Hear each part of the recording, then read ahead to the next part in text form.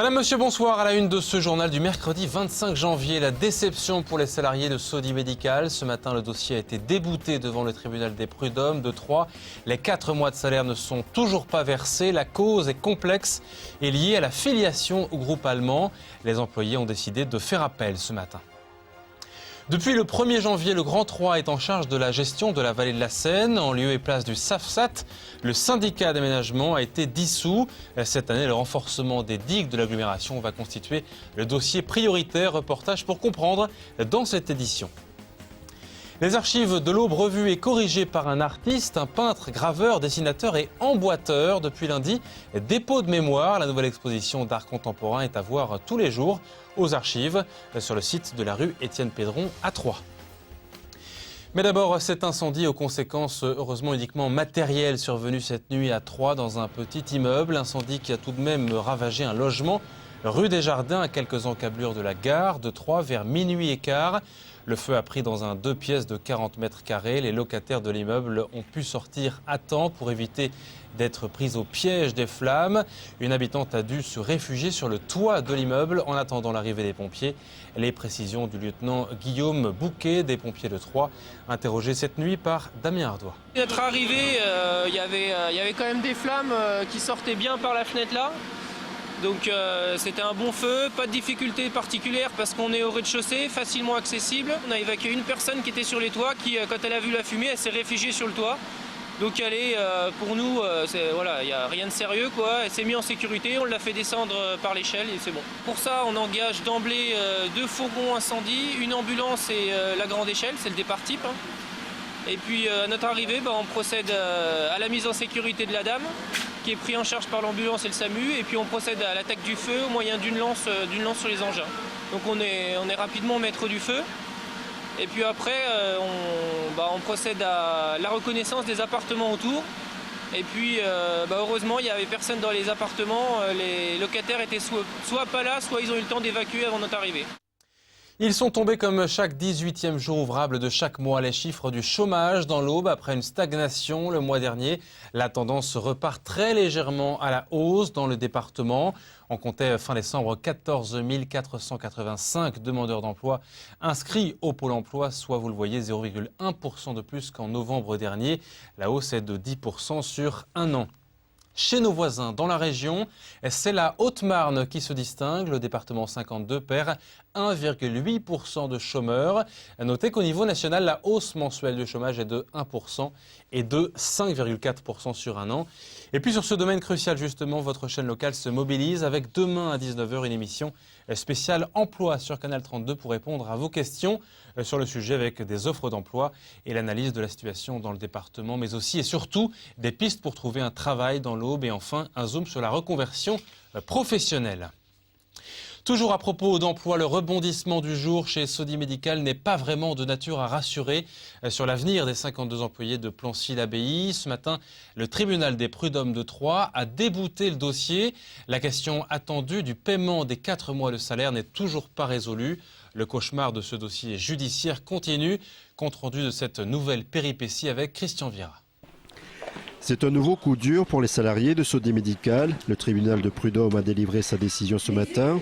Le non-paiement des salaires est illicite. Cependant, la responsabilité de Lohmann et Rocher ne peut être établie. Une surprise pour l'avocate des salariés. Je tombe des nues qu'on puisse nous écrire noir sur blanc qu'il n'y a pas de responsabilité établie dans votre situation actuelle de la part du groupe Lohmann et Rocher.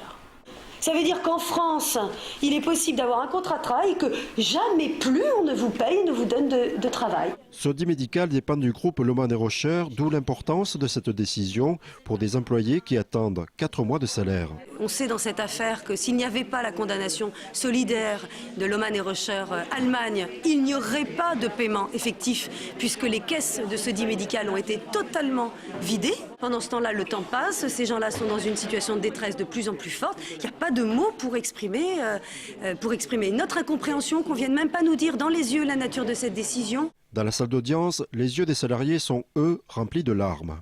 Bah oui, ça fait pleurer. Hein. On ne s'attendait pas à une nouvelle comme ça.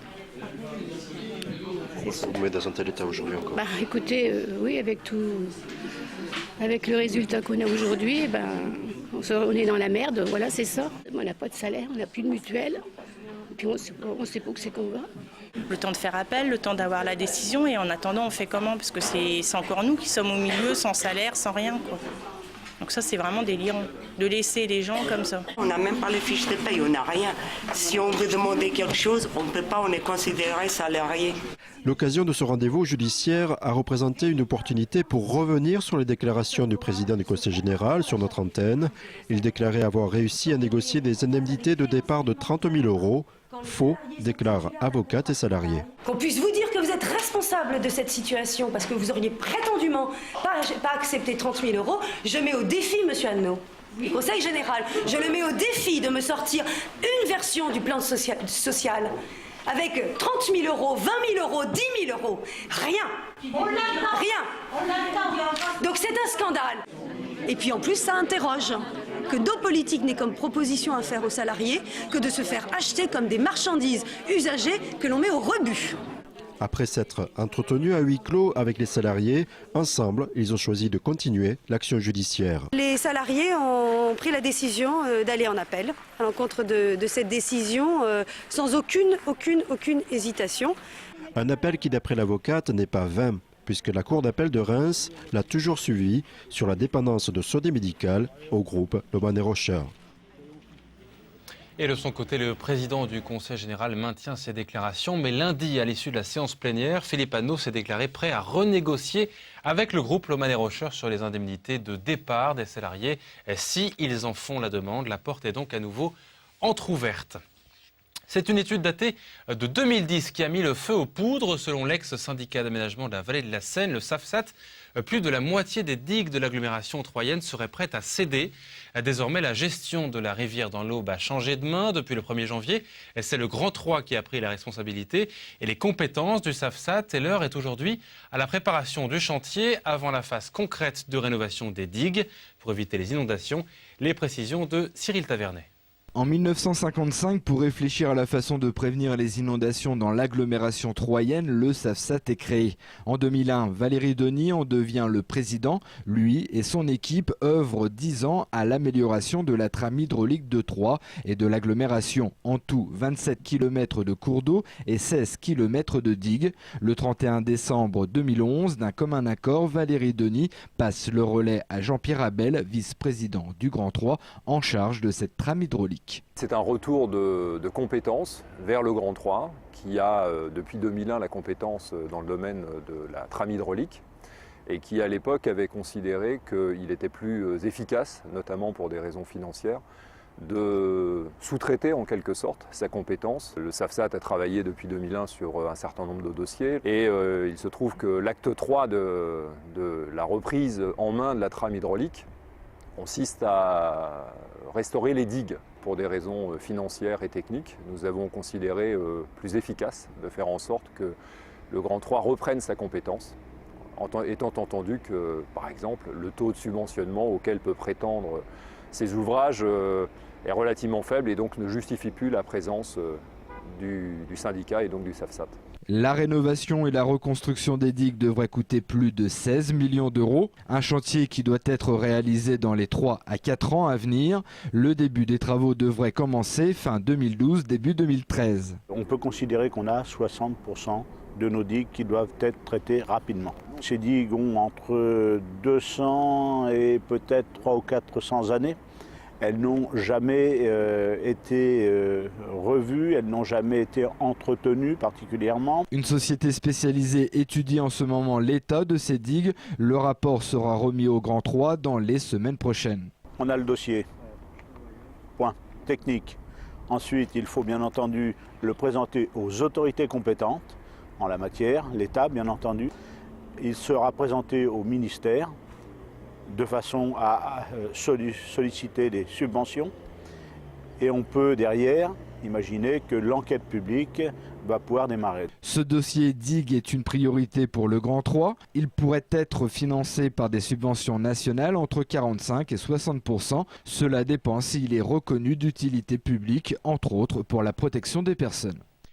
C'est ce qui s'appelle se faire mettre en boîte dans la page culture et loisirs de ce journal. Une exposition qui détonne par son originalité aux archives départementales de l'Aube, 131 rue Étienne Pédron à Troyes. Elle s'intitule Dépôt de mémoire et réalisée minutieusement par un artiste originaire de Trappes. Peintre et dessinateur, Marc Giaminet est aussi emboîteur. Expo très surprenante, vous allez le voir, sur les traces visibles de la mémoire. Visite guidée avec Marie Delbès. Des boîtes, au total 16, au nom évocateur de l'histoire, la mine, zone de concentration ou l'entreprise funeste. Un travail commencé par l'artiste il y a 18 ans. Au début, Marc Giaminet travaillait avec de petits personnages avant finalement de les transformer en livres, avec toujours la même connotation. Je parlais de la vie des hommes, et je parlais de leur mémoire, de leur angoisse ou de leur joie à travers ces livres. Vous voir que les livres sont souvent en haut des boîtes, plutôt de couleur pâle ou blanche. Et petit à petit, les livres sont descendus, analysés, éventuellement broyés, brûlés, évacués, comme on a pu faire avec les hommes à un moment donné dans notre histoire et comme on continue à le faire. Ce n'est pas la première fois que les archives auboises exposent un artiste contemporain, mais les œuvres de Marc Giaminet font particulièrement écho au lieu. Tous ces rayonnages, ça existe aux archives. C'est comme ça que sont les magasins où sont conservés les documents. Ce sont des rayonnages avec des boîtes mises les unes derrière les autres. Et puis, il y a toute la démarche intellectuelle de M. Marc Giaminet, qui est un travail de mémoire. La vie des gens, la vie, le début et la fin de la condition humaine. Et c'est aussi exactement ce que l'on trouve dans les documents d'archives. Autre préoccupation insistante dans les œuvres de l'artiste contemporain, la confrontation entre le bien et le mal. Il y a un combat entre la lumière et l'ombre. Il y a un combat entre la bête, ce qui est bestial en nous, et ce qui est divin en nous. Et que, curieusement, les hommes sont capables de passer de l'un à l'autre, capables du meilleur comme du pire. Et je veux parler de cette dualité, de cette ambiguïté de l'homme, dans ces boîtes un petit peu obscures, avec un itinéraire un peu douloureux, un peu difficile. Et je veux parler de cette difficulté d'être vraiment un homme digne de ce nom. Des boîtes qui interpellent sur la mémoire, son passé lointain, sa condition humaine. C'est peut-être aussi le but de cette exposition, vraiment originale. Un très beau travail en tout cas. L'exposition est ouverte depuis lundi et sera visible jusqu'au 21 mars. Renseignements sur le site web des archives, archives-aube.com. Avant de refermer ce journal, un mot sur la fréquentation du salon Beauté Bien-être qui s'est tenu le week-end dernier au parc des expositions de Troyes. Si la fréquentation n'atteint pas les espérances des organisateurs, avec 3754 visiteurs contre 6000 attendus, ceux qui sont venus en revanche ont affirmé leur satisfaction à 80% et la grande majorité d'entre eux sont prêts à revenir en 2013. L'an prochain, les animations sont annoncées comme encore plus attractives pour mieux répondre aux attentes. Le prochain salon Occupe sera consacré à nos amis les chiens. Ce sera les 4 et 5 février, organisé par la société canine Champagne-Ardenne. On aura bien sûr l'occasion d'en reparler sur Canal 32. C'est la fin de ce journal. À suivre les prévisions météo pour demain avec Cécile Riche. Très belle soirée à vous. Demain, ce sera Damien Ardois pour le JT. À très bientôt.